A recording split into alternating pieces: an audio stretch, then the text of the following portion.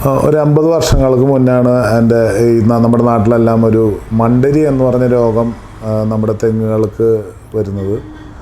അതിൻ്റെ ഭാഗമായി എൻ്റെ ഫാദർ അന്യ സംസ്ഥാനങ്ങളിൽ നിന്നെല്ലാം വേപ്പിൻ കായ് കളക്ട് ചെയ്ത് എണ്ണയെടുക്കാതെ വേപ്പിൻ പിണ്ണാക്ക് ചതച്ച് കൊടുക്കുന്ന ഒരു സംരംഭം ഈ മില്ലിനോടൊപ്പം ആരംഭിക്കുകയുണ്ടായി.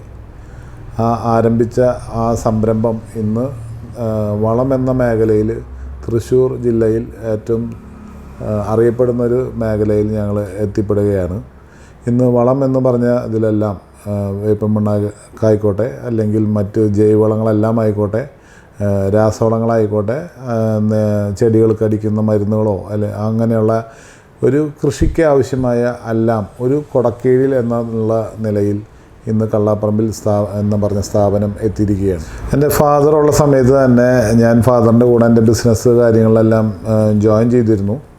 2015 എൻ്റെ ഫാദർ മരണപ്പെട്ടതിന് ശേഷമാണ് ഞാനിതിൽ തനിച്ച് ഈ ഒരു ബിസിനസ്സിലേക്ക് എത്തിയത്.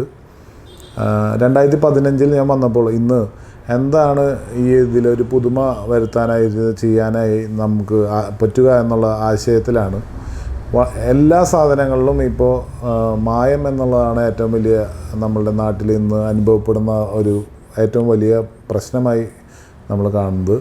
അപ്പോൾ ഞാനിതെല്ലാം ലൈവായി എന്താണ് പ്രൊഡക്ഷൻ ചെയ്താൽ എങ്ങനെയിരിക്കും എന്നുള്ള ഒരു ആശയം കൊണ്ടുവന്നത്.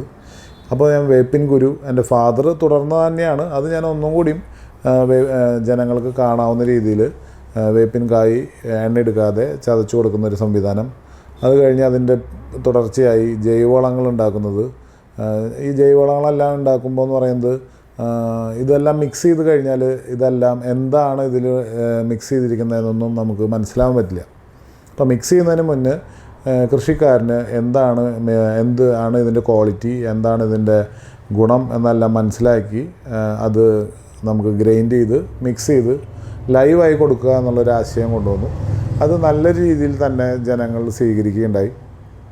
അതാണ് ഞാൻ വന്നതിന് ശേഷം ആദ്യമായി ചെയ്ത ഒരു പ്രക്രിയ. അതിനുശേഷം എൻ്റെ ബിസിനസ്സിൽ ഞാൻ വന്നത് ഈ കൃഷിക്ക് ഇത് മാത്രം പോരാ. ഇന്ന് കൃഷി ചെയ്യണമെങ്കിൽ ജൈവവളം മാത്രം പോരാ, രാസവളങ്ങൾ വേണം. അതുപോലെ തന്നെ ഇതിന് കളയ്ക്കുള്ള നിയന്ത്രണത്തിനുള്ള ഉപാധികൾ വേണം. അങ്ങനെയുള്ള എല്ലാ സംഭവങ്ങളും നമുക്ക് എല്ലാം ഒരു ഫ്രെയിമിൽ അല്ലെങ്കിൽ ഒരൊറ്റ കുടക്കീഴിൽ കൊണ്ടുവരിക എന്നുള്ളൊരു ആശയമാണ് ഞാൻ ഏറ്റവും പ്രാധാന്യമായി കണ്ടത്. ഞാൻ നേരത്തെ പറഞ്ഞ മാതിരി ഒരു 10-75 വർഷം പഴക്കമുള്ളൊരു സ്ഥാപനമായതുകൊണ്ട് അതിൻ്റെ ഒരു രീതിയിലായിരുന്നു ഇതുണ്ടായിരുന്നത്. ഇന്ന് ഇതിൻ്റെ ഈ സ്ഥാപനമെല്ലാം നമ്മൾ ഇന്നത്തെ രീതിയിൽ സ്ട്രക്ചറെല്ലാം മാറ്റി വരുന്ന ജനത്തിന് കാണുന്ന രീതിയിലും കാണാനും മനസ്സിലാക്കാനും അതിനെപ്പറ്റി കൂടുതൽ അറിവ് കിട്ടുന്നതിനായിട്ട് ഇന്ന് പ്രധാനമന്ത്രി തന്നെ പറഞ്ഞിട്ടുണ്ട് ഇതിനുള്ള സൗകര്യങ്ങളെല്ലാം നമ്മളുടെ ഒരു വളം ഡെപ്പോയിൽ ചെയ്യണമെന്ന്. അതുപോലെയുള്ളൊരു മാതൃകാ സ്ഥാപനമായിട്ടാണ് നമ്മൾ ഈ സ്ഥാപനം മുന്നോട്ട് കൊണ്ടുപോകുന്നത്. 2018 നമുക്ക് അതുമാത്രമല്ല സ്റ്റേറ്റ് അവാർഡ് നമുക്ക് കിട്ടിയിട്ടുണ്ട്. അത് മാതൃകാ വിപണന സ്ഥാപനം എന്നുള്ളതിലാണ്.